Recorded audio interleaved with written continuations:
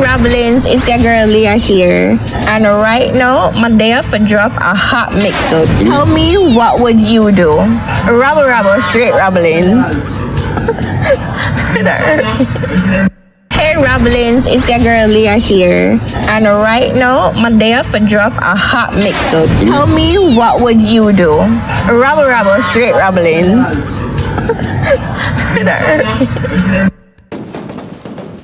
An LGBT plus rights march in Białystok, eastern Poland, descends into chaos as counter-demonstrators attack.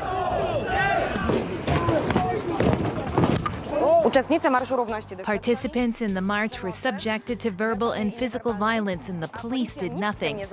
Might be because of the government. It's possible that the government didn't want the march to be adequately policed.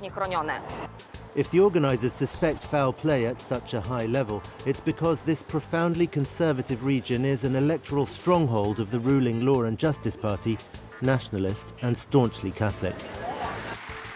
The party's leader, Jarosław Kaczynski, has said he would ban pride marches if only the EU would let him.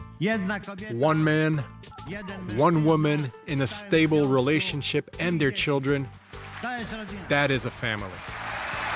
Kaczynski, who is unmarried and has no children, is styling his party as the great defender of traditional family values. That model of the family has, today, ladies and gentlemen, many enemies. The family, as we know it, is under attack. Indeed, the natural differences between men and women are under attack. The attack, as Kaczynski sees it, looks something like this.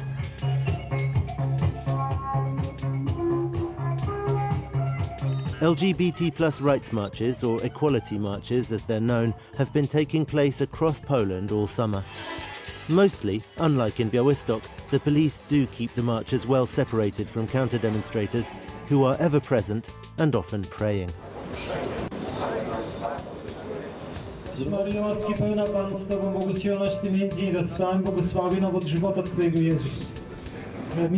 Despite all the ingratitude and criticism that you face, know that objectively you are doing what is right.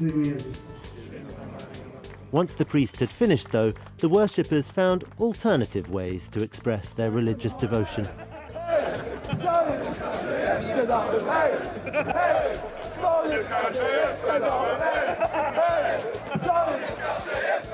A scene that left these women, straight allies who joined the march in solidarity, appalled.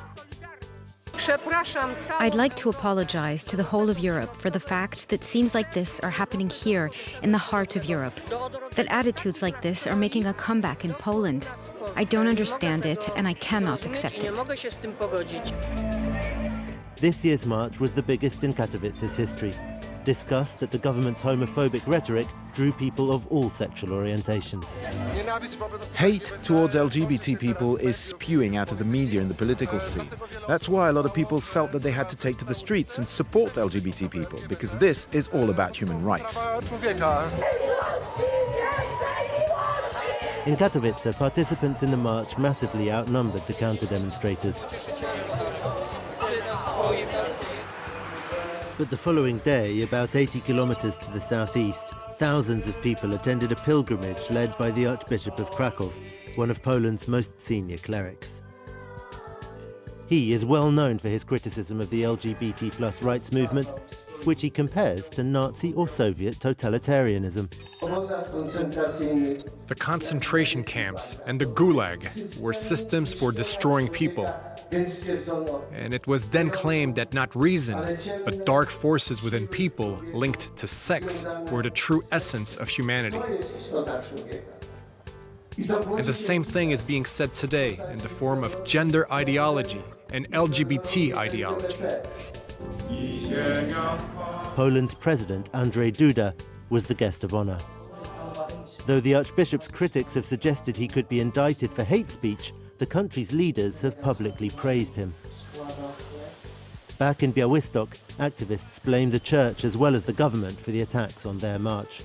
People who came out from the church, they were just full of hatred, a long way from true Christian values, it seems to me.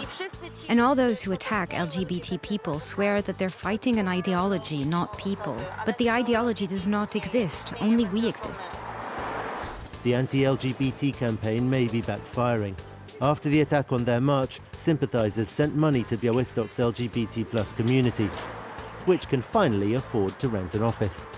Właściciela budynku, który powiedział, że ewentualnie może nam je pożyczyć. If you take ignorance and fan it with fear, then you can turn it into hatred. But we're also seeing that some Poles are fed up with the ruling party's rhetoric.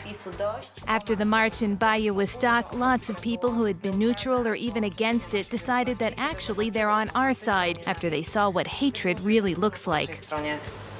Nevertheless, polling shows nearly a quarter of citizens view the LGBT+ movement as the greatest threat facing Poland.